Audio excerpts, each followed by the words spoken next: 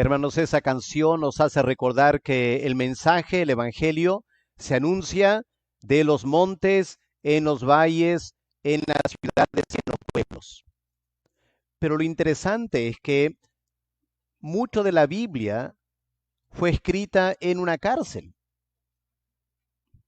¿Y cómo es el Señor que de una carta en la cárcel se proclama de los montes y en los valles?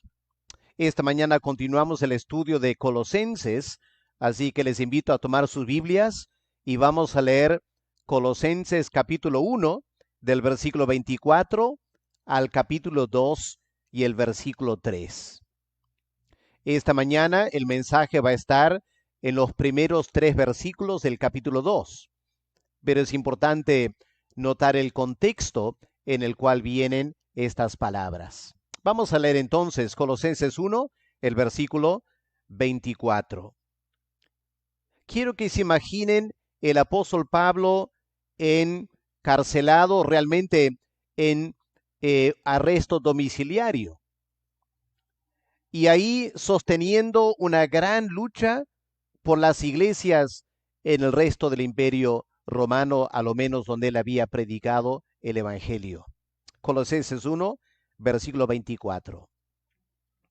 Ahora me gozo en lo que padezco por vosotros, y cumplo en mi carne lo que falta de las aflicciones de Cristo por su cuerpo, que es la iglesia, de la cual fui hecho ministro, según la administración de Dios que me fue dada para con vosotros, para que anuncie cumplidamente la palabra de Dios, el misterio que había estado oculto desde los siglos y edades, pero que ahora ha sido manifestado a sus santos, a quien Dios quiso dar a conocer las riquezas de la gloria de este misterio entre los gentiles, que es Cristo en vosotros, la esperanza de gloria, a quien anunciamos amonestando a todo hombre y enseñando a todo hombre en toda sabiduría, a fin de presentar perfecto en Cristo Jesús a todo hombre. Para lo cual también trabajo, luchando según la potencia de Él, la cual actúa poderosamente en mí. Porque quiero que sepáis cuán gran lucha sostengo por vosotros y por los que están en la Odisea, y por todos los que nunca han visto mi rostro, para que sean consolados sus corazones, unidos en amor, hasta alcanzar todas las riquezas de pleno entendimiento, a fin de conocer el misterio de Dios el Padre y de Cristo, en quien están escondidos todos los tesoros de la sabiduría y del conocimiento. Así lee la palabra de Dios esta mañana. El Perú tiene una distinción un poco triste, pero también interesante. Y es que todos los presidentes de los últimos 30 años han terminado con grandes problemas en la justicia. Y esta mañana, mientras estamos desarrollando este culto, ¿cuántos líderes políticos del Perú están bajo arresto domiciliario? Y pregúntese, ¿qué hacen esas personas? ¿Qué haríamos nosotros si estuviéramos bajo arresto domiciliario? Estas figuras políticas no pueden comunicarse con la prensa, no pueden dar entrevistas, no pueden salir de la casa para hacer compras, están ahí encerrados 24 horas al día, 7 días a la semana, 52 semanas al año. ¿Qué hacen? Confieso que a veces me encantaría que me pase eso para poder leer. Yo me imagino que algunos políticos están pasando sus días leyendo. Hace 2000 años, el apóstol Pablo pasó 4 años en la cárcel. 2 de ellos en arresto domiciliario en Roma. ¿Qué hacía Pablo? ¿Qué hacía ese tiempo? Bueno, el pasaje que acabamos de leer nos da una idea de lo que el apóstol Pablo hacía. Se pasaba el tiempo luchando, cosa que los políticos en Perú sinceramente no lo hacen. Ahora, ¿a qué se debía esta lucha? Pablo recibía, me imagino que todos los días los soldados habrán quedado impresionados. Tanta gente pasaba por la casa de Pablo para visitarlo. Creyentes, líderes de diversas partes del mundo, de las iglesias donde el apóstol Pablo había trabajado. Y estas personas traían de lejos noticias de las congregaciones. Un día, un hombre llamado Epafras llegó a Roma. Leemos de él en los versículos 7 y 8 del capítulo 1, donde Pablo dice, versículo 7, como lo habéis aprendido, el evangelio de Epafras, nuestro consiervo amado, que es un fiel ministro de Cristo para vosotros, quien también nos ha declarado vuestro amor en el Espíritu. Epafras había llegado de Colosas. En parte llegó con buenas noticias. Una ciudad pequeña, por cierto, donde Pablo no había llegado.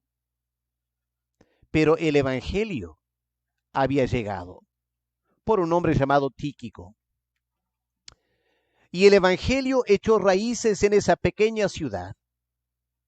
Y Epafras viaja a Roma de Colosas para animar a Pablo, que uno de sus discípulos, Tíquico, había llevado el Evangelio a este pequeño pueblo olvidado en el valle del río Licos y había establecido una iglesia en esa ciudad. Pero Epafras también traía noticias que preocupó a Pablo, porque no todo andaba bien en Colosas. Estaba siendo sacudida la iglesia por falsas enseñanzas. En primer lugar, acerca de Cristo, y en segundo lugar, acerca de la salvación. ¿Y qué hace el apóstol Pablo? Dos cosas. Primero se pone a orar. Me hubiera encantado escuchar la oración de Pablo. ¿Con qué lágrimas? ¿Con qué vehemencia habría orado por la iglesia en Colosas, clamando a Dios por los hermanos, pidiendo que el Señor los guarde de cualquier desvío doctrinal? Pero no contento con orar, él ahora toma la pluma y un papel y empieza a escribir la carta a los colosenses. Permíteme leer cómo un comentarista se imagina este escenario. Escuchen estas palabras que presentan en forma dramática lo que el apóstol Pablo vivió. Dice el comentarista, su alma estaba en un estado de ansiedad perpetua por los creyentes en Colosas.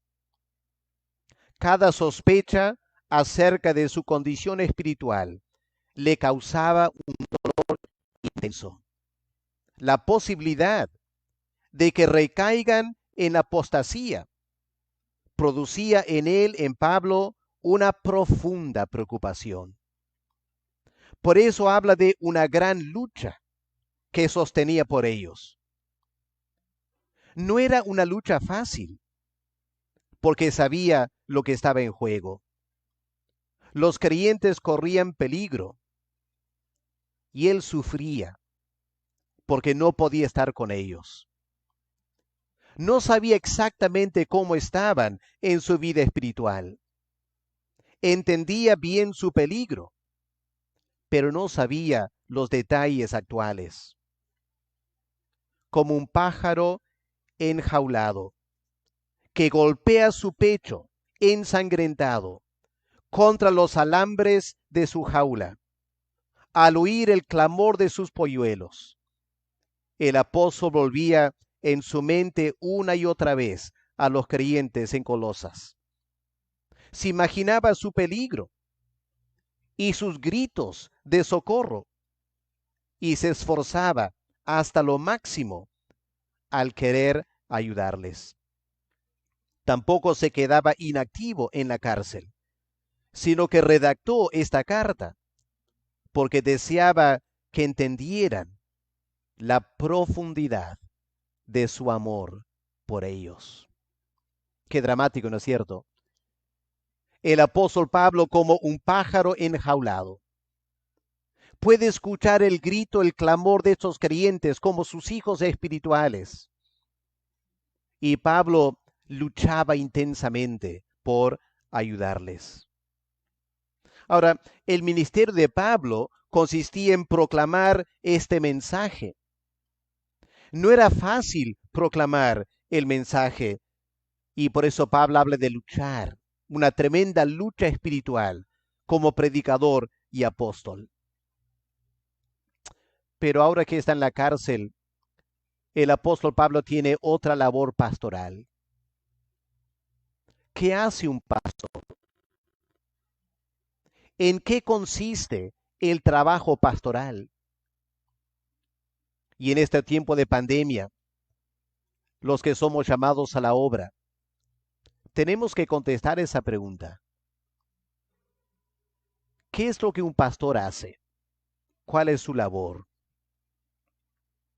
Bueno, estos versículos 1 al 3 del capítulo 2 nos presentan un cuadro del trabajo pastoral. La carga que un pastor tiene por su congregación. Y en esta oración del apóstol Pablo por los creyentes en Colosas, podemos ver por dónde debe estar direccionado la labor pastoral. Vamos a ver 4 cosas que el apóstol Pablo lograba ver en la vida de los creyentes. Y a través de sus oraciones, y a través de esta carta, hay 4 metas que el apóstol Pablo como pastor quiere lograr. En primer lugar, el apóstol anhela que los corazones de los creyentes sean consolados. Tenemos eso en versículo 2, ¿no es cierto? La primera parte del versículo 2, para que sean consolados sus corazones. Dice el apóstol Pablo, yo quiero que ustedes entiendan mi lucha pastoral por ustedes, en oración, en esta carta. Mi anhelo es que ustedes sean consolados en sus corazones. Ahora, ser un creyente es un enorme privilegio.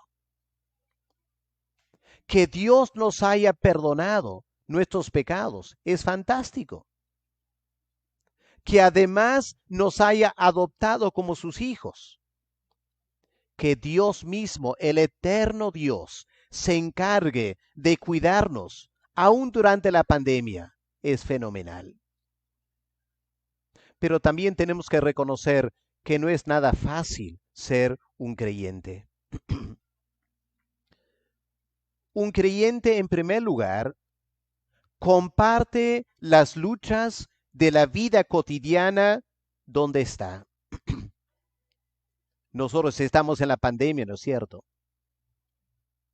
El hecho de ser un creyente no te salva de la pandemia. Tienes que ponerte la mascarilla como cualquier otra persona. Tienes que lavarte las manos. Tienes que limpiar y desinfectar todo lo que entra a tu casa para comer. Compartimos esta realidad. Yo no sé cuál era la realidad de Colosas hace 2000 años. Entiendo que la economía no era muy buena. La ciudad había gozado mejores tiempos.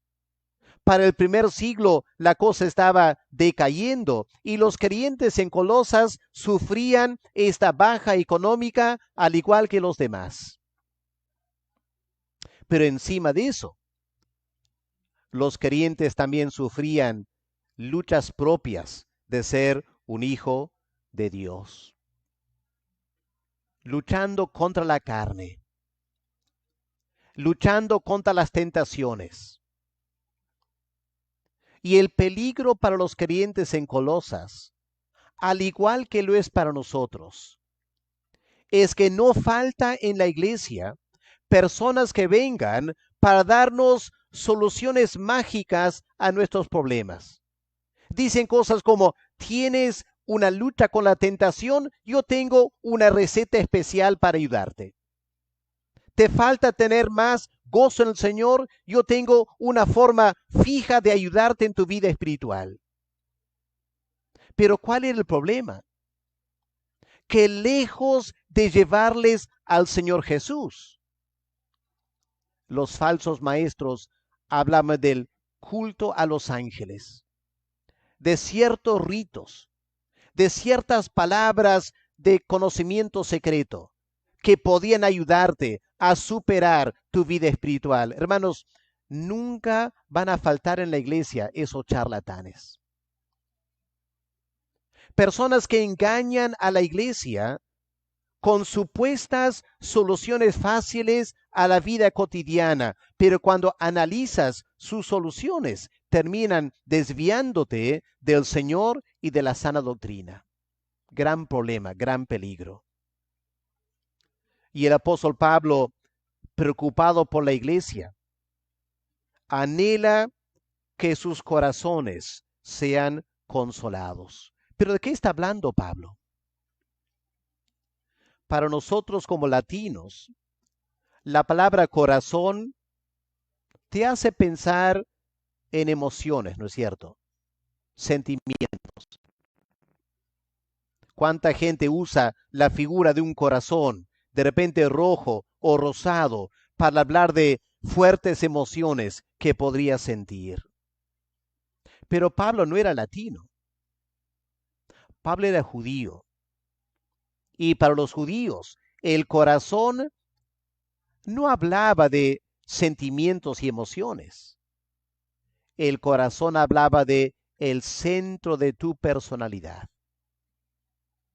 O mejor dicho, la voluntad firme de un ser humano que dirige toda su vida.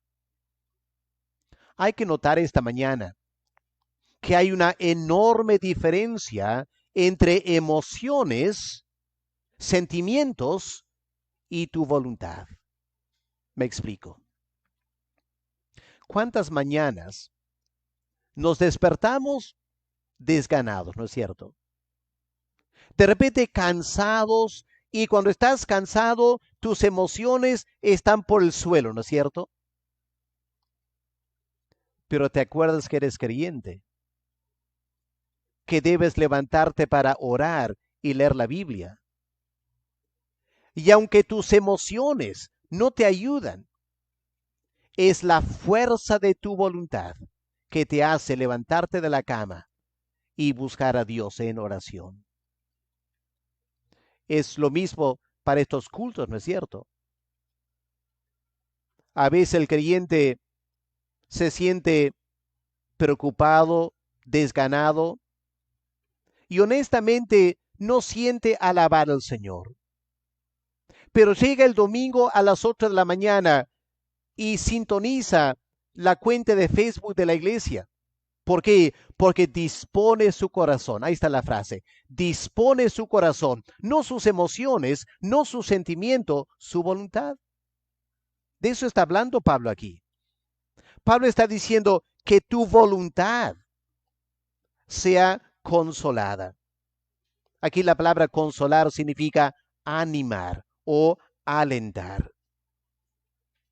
Los falsos maestros estaban alentando su voluntad a desviarse de Cristo, a ir tras otras cosas. Y el apóstol Pablo se da cuenta del gran peligro para cualquier creyente si te desvían de la palabra de Dios. Y Pablo lucha en oración. Y Pablo lucha escribiendo esta carta para animar la voluntad de los creyentes a volver al Señor Jesús y volver al Evangelio. Y hermanos, esta mañana yo me pregunto, ¿cómo está tu corazón? Tu voluntad. Estamos enfrentando la pandemia. Y ahora el Perú está a 2 semanas de las elecciones. ¿Qué cosas pasan por tu mente? ¿Qué cosas pasan por tu corazón? ¿Tienes la tentación de entrar en pánico? ¿Sufres de la tentación de desanimarte, querer tirar la toalla, preguntarte qué será de la iglesia ahora? Escucha al apóstol Pablo, siente el apóstol Pablo luchando para alentar nuestros corazones. Esta es la tarea pastoral en este tiempo. Levantar el ánimo de los creyentes, motivarles a poner su mirada otra vez en Cristo.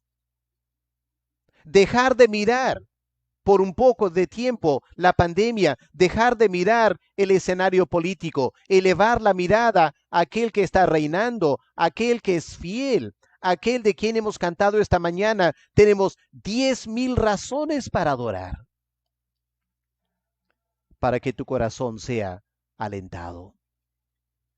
Ahí está la primera parte de la tarea pastoral. En segundo lugar, el apóstol Pablo dice que como pastores tenemos que animar a la iglesia a estar unidos en amor, ¿no es cierto? Versículo 2, para que sean consolados sus corazones unidos en amor. Lo interesante es que la manera que Pablo lo expresa indica que la forma de consolar tu corazón es a través de la unidad en amor. ¿Pero qué significa eso? Unidos en amor. Si pensamos un momento esta mañana, nos daremos cuenta que hay diversas maneras de estar unidos, ¿no es cierto? Por ejemplo, al fin del día, una familia puede decidir, vamos a mirar una película. Lo hacemos como familia nosotros también, de vez en cuando. ¿Y qué hacemos en ese momento? Cada miembro de la familia quizás toma algo para comer, toma asiento en la sala para mirar una película. Estamos todos ahí unidos. Pero cada uno está en su asiento, comiendo su comida. Estamos al lado el uno del otro, pero decimos que estamos unidos como familia mirando una película. Eso es una forma de unidad. Pero la unidad se hace más fuerte cuando usas un pegamento, ¿no es cierto?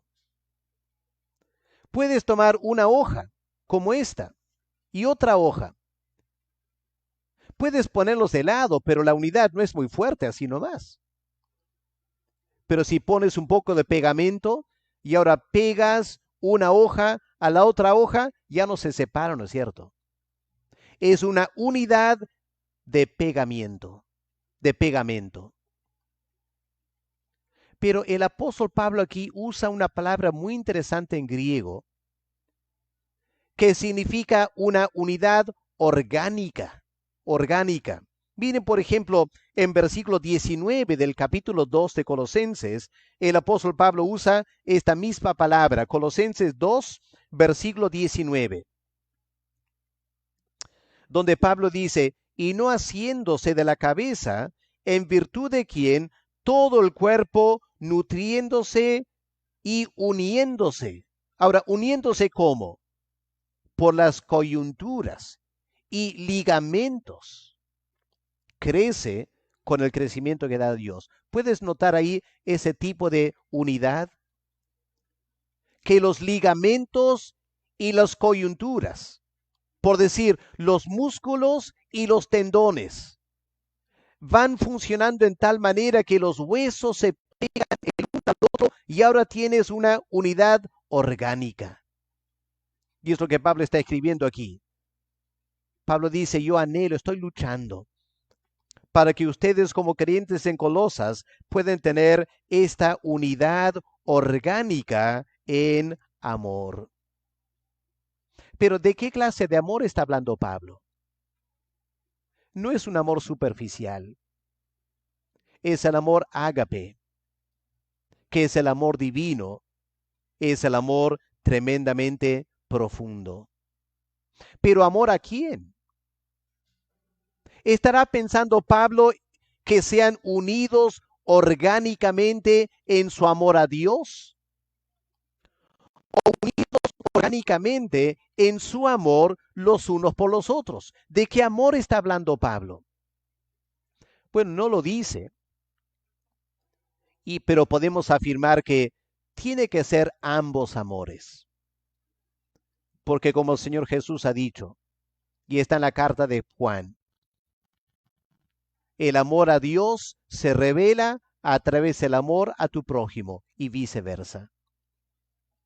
Y hermanos queridos, la iglesia es un conjunto de diversos individuos, jóvenes, señoritas, adultos, varones y mujeres, personas de la tercera edad, niños también.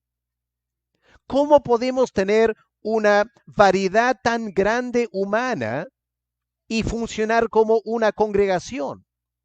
Bueno, tenemos que ser unidos orgánicamente en el amor los unos por los otros y para con Dios.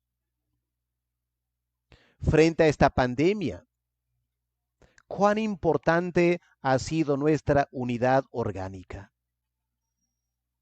Por un lado, el pastor Marco ha salido atendiendo a familias con víveres. Semana tras semana, fenomenal trabajo del pastor Marco. Me va a disculpar mencionarlo esta mañana. Pero el pastor Marco no podría haber hecho eso si otros hermanos no estarían contribuyendo generosamente, a veces en forma sacrificial, dinero para que compren esos víveres. Y el pastor Marco no podría repartir los víveres si otros hermanos no estarían yendo a la Hermelinda, lo que sea, para comprar esos víveres. Es un trabajo en conjunto. Es una unidad orgánica.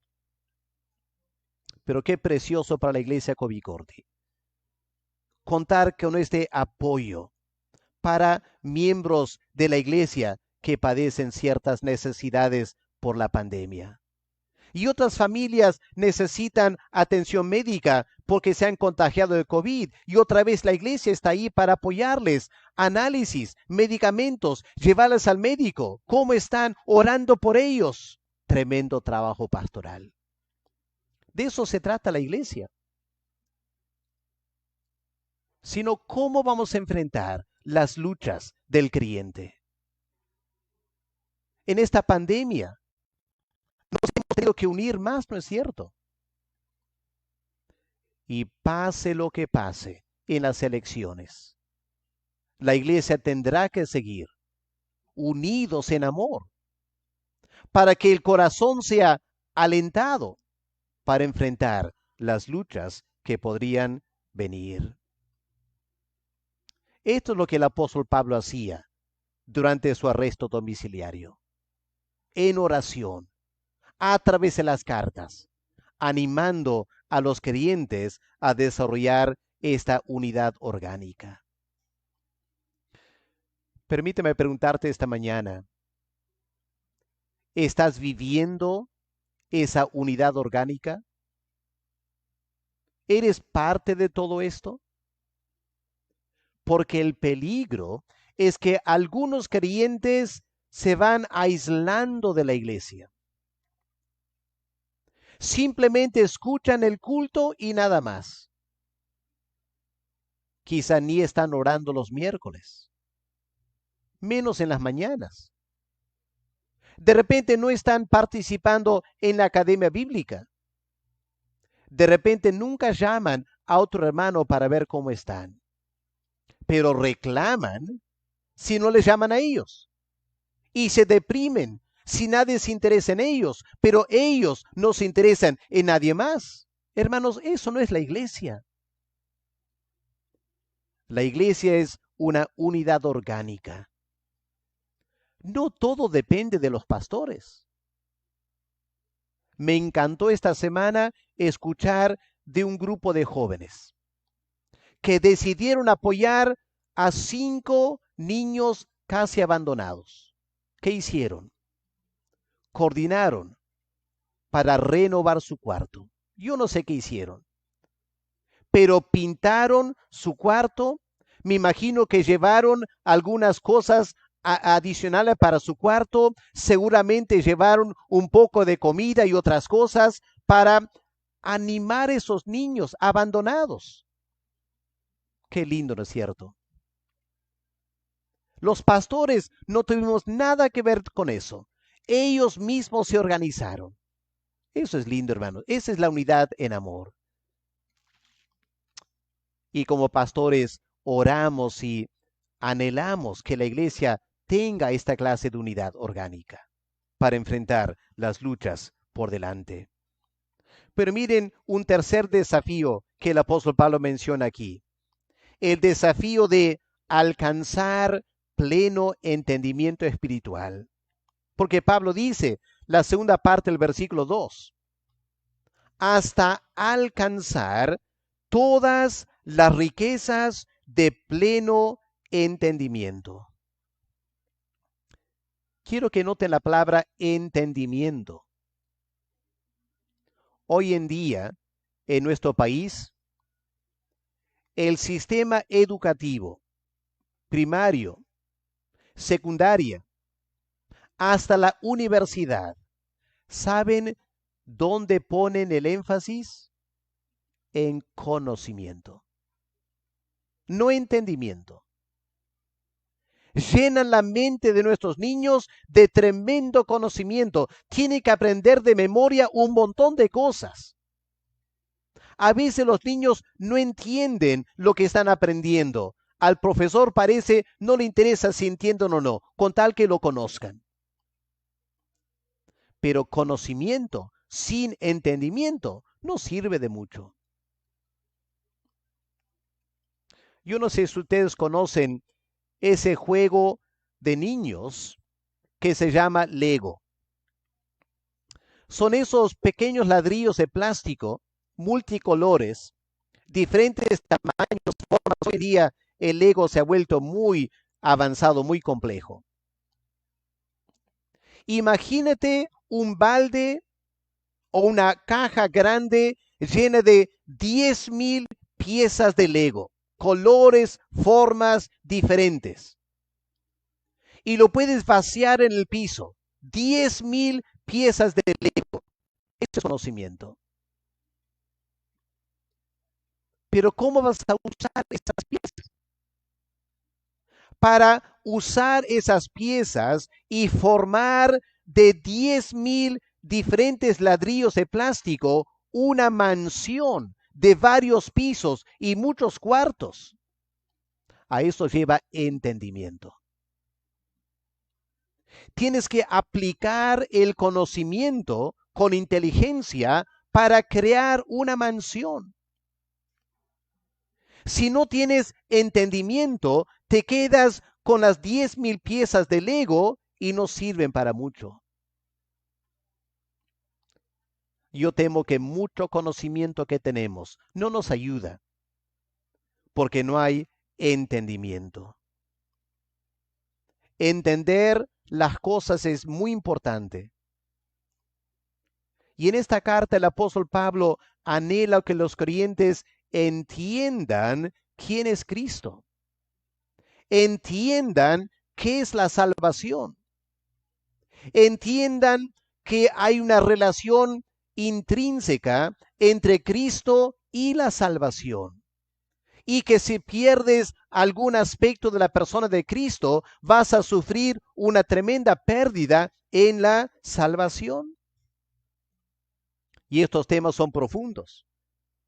Y el apóstol Pablo escribe para animarles, no solo para darles conocimiento, sino que puedan alcanzar tremenda riqueza de entendimiento. Pablo dice, a fin de alcanzar todas las riquezas de pleno entendimiento.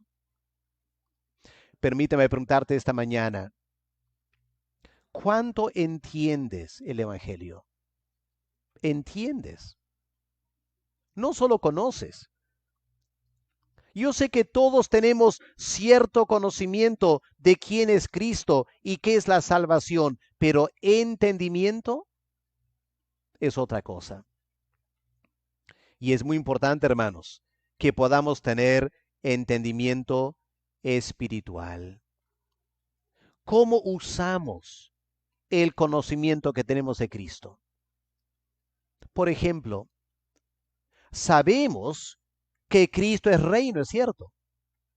¿Qué creyente no conoce que Cristo es rey? ¿Pero lo entiendes? ¿Lo aplicas a esta crisis política que el Perú está enfrentando? Porque tristemente hay creyentes que entran en pánico, de que X candidato podría ganar. Y parece que se han olvidado que Cristo es rey. Tienes que aplicar ese conocimiento. Tienes que manifestar entendimiento espiritual para que el creyente no entre en pánico. Porque el Señor Jesús es la cabeza de la iglesia. Y Él sabrá cómo cuidarnos como creyentes en cualquier gobierno que llegue al Perú.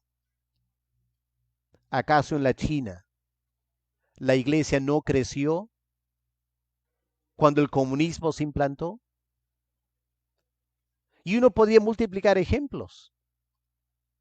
Cuando la iglesia está en plena opulencia, como Paul mencionó en Hong Kong esta mañana, ¿qué pasa con la vida espiritual? Se enfría, nos volvemos mundanos, carnales, materialistas como creyentes. Pero cuando viene el sufrimiento, ahí nos ponemos las pilas, ¿no es cierto? Y empezamos a clamar y a buscar a Dios como nunca antes. No tengamos temor de lo que podría venir. Cristo está con nosotros. Entendimiento espiritual. Y para terminar esta mañana, la cuarta tarea del pastor es lograr que los creyentes tengan un conocimiento profundo del misterio de Dios el Padre, que es el Señor Jesucristo. Miren cómo el apóstol Pablo termina el versículo 2 apuntando a la meta. La meta de todo esto es a fin de conocer el misterio de Dios el Padre y de Cristo. Lo que Pablo está diciendo es conocer el misterio que pertenece a Dios el Padre. Y ese misterio, el contenido, es el Señor Jesús. Él es el misterio. El Evangelio es el misterio. Y es interesante el orden que Pablo pone las cosas ahora. Porque acabo de decir que entendimiento es más importante que conocimiento.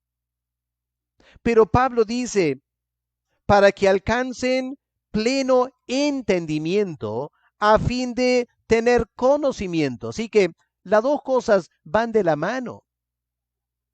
Cuando entiendes, vas a conocer más profundamente quién es Cristo. Ahora el apóstol Pablo dice eso. Yo anhelo que ustedes crezcan en su conocimiento de quién es Cristo. El apóstol Pablo ya expuso esto en la carta en capítulo 1, versículos 15 al versículo 22, una tremenda exposición de la persona y obra de Cristo. Y lo va a continuar en capítulo 2, porque Pablo quiere transmitir conocimiento de este tremendo misterio de Cristo. Pero ¿por qué será importante conocerlo?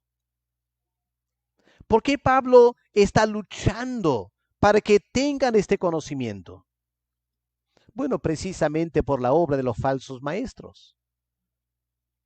Los falsos maestros estaban socavando la base de la fe de los creyentes. Estaban negando que Cristo se había encarnado. Estaban negando que Cristo es el eterno Hijo de Dios. Estaba desviando su mirada de Cristo a los ángeles. Y Pablo se preocupa para que ayudar a los creyentes a volver a este tremendo conocimiento. Porque la verdad, hermanos, es que no hay mejor conocimiento que Cristo. Este conocimiento, noten, el apóstol Pablo dice, versículo 3, en quien están escondidos todos los tesoros de la sabiduría, del conocimiento. ¿Por qué están escondidos? Uno pensaría que este conocimiento debe ser de conocimiento público, pero Pablo dice, este conocimiento está escondido. En primer lugar, está escondido para luego ser revelado. Capítulo 1, versículo 26. Miren, versículo 26. El misterio que había estado oculto desde los siglos y edades, pero que ahora ha sido manifestado a sus santos. Dios lo tenía escondido, el Antiguo Testamento, para llegando al Nuevo Testamento, manifestarlo a todo el mundo. Pero también estaba escondido del orgullo humano. Cuando Cristo estaba en la tierra, una vez él oró al Padre, diciendo, Padre, yo te agradezco que has escondido los misterios del reino de los grandes líderes de la población y lo has revelado a estos niños, a estas personas muy sencillas, les has revelado el misterio escondido. Y es lo que Dios hace, hermanos. Piensen en nuestra congregación en Covicorti. ¿Acaso somos personas muy conocidas en Trujillo? ¿Somos grandes líderes? ¿Somos esos influencers del mundo hoy en día? ¿Será que tenemos millones de seguidores? No, no lo tenemos. Somos personas desconocidas. Y el conocimiento de Cristo ha sido escondido de los influencers. Ha sido escondido de las personas que manejan influencia en este mundo. Porque Dios insiste en solo revelarlo a personas humildes delante de Él. Y en tercer lugar, estas cosas están conocidas para que su revelación dependa de la voluntad de Dios y no de nosotros.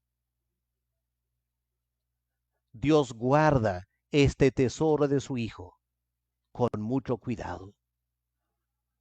Y no lo revela a cualquiera.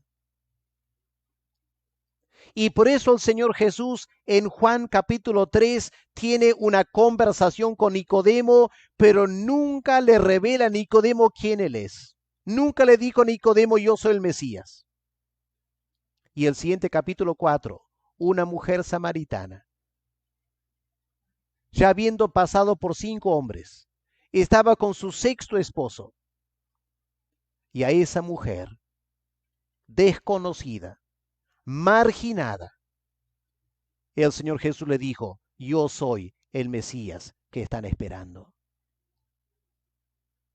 Por eso está escondido, para que la revelación dependa de la voluntad de Dios, no de nosotros. Esta mañana, permíteme preguntarte, ¿tienes un pleno entendimiento de estas cosas? ¿Conocemos al Señor Jesús en toda su gloria, en todo su esplendor? ¿Es el Señor Jesús el centro de nuestras vidas? Porque si no lo es, te falta conocimiento. Y la única manera de obtener ese conocimiento es pidiendo a Dios que Él tenga misericordia y lo revele. No hay otra manera. Me acuerdo una conversación con una hermana de nuestra iglesia en Inglaterra hace muchos años que vino aquí a visitarnos en Perú. Una señorita hija de creyentes. Su abuelo es un líder de nuestra congregación. Esta señorita va a la iglesia muchos domingos, pero no conoce al Señor. Y un día cuando estuvo de visita aquí en Perú, hubo un momento para confrontarla en amor y decirle, ¿no conoces al Señor? ¿No has entregado tu vida a Él? Y algo inesperado ocurrió. La señorita empezó a llorar y entre sollozos me dijo, Alex, cuánto anhelaría conocerlo, pero yo sé que no lo conozco. Qué interesante, ¿no? Va a la iglesia, domingo tras domingo, y todavía no ha llegado a entender. Dios no se ha revelado, en parte porque hay cosas en la vida de esa señorita ella no quiere dejar. Y es porque no las quiere dejar que Cristo no se revela. Ahí está la responsabilidad del ser humano. Dios jamás nos va a revelar la gloria de Cristo hasta que valoremos ese conocimiento.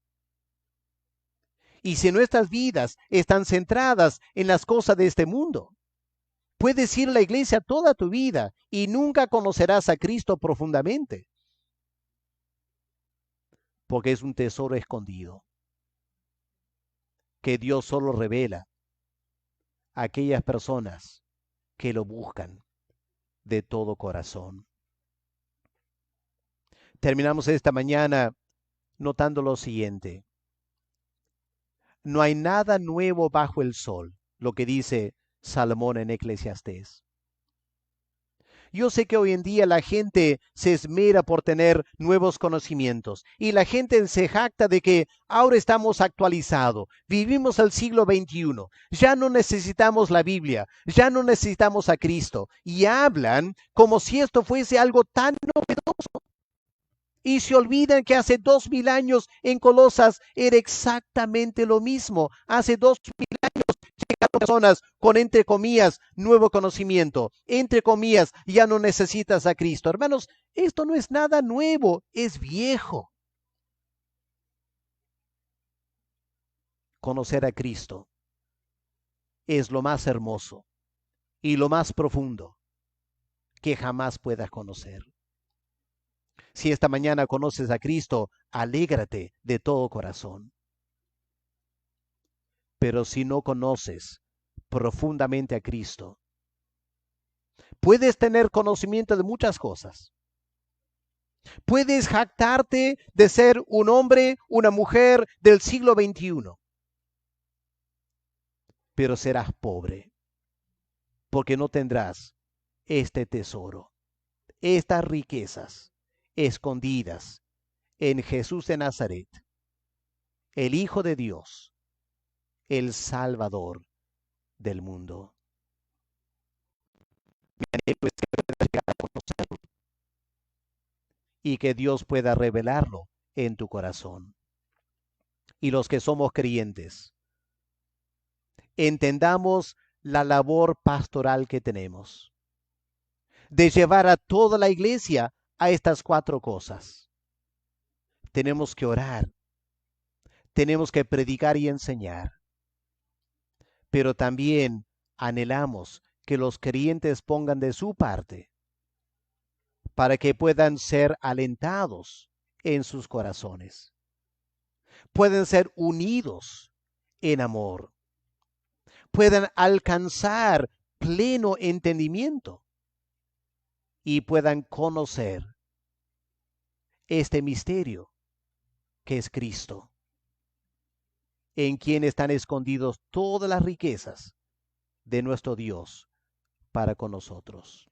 Hermanos, que Dios nos ayude esta mañana a poder buscar estas cosas de todo corazón para nuestro provecho espiritual.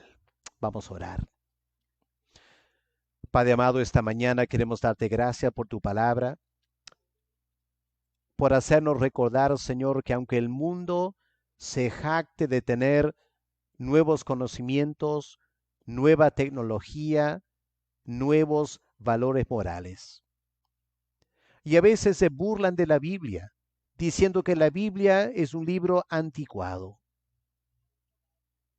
y no se dan cuenta, Señor, que los anticuados son ellos, porque es tremendamente anticuado buscar conocimiento fuera de Cristo. Es tremendamente anticuado jactarse de conocer cualquier otra cosa menos a Cristo, porque Cristo durará por toda la eternidad, miles de años después, que las cosas nuevas hoy hayan pasado al olvido para siempre. Padre, danos entendimiento de que Cristo y la salvación en Él es lo más hermoso que cualquier ser humano podría conocer. Y danos hambre y sed de conocer más al Señor Jesús. En su nombre te lo pedimos esta mañana. Amén.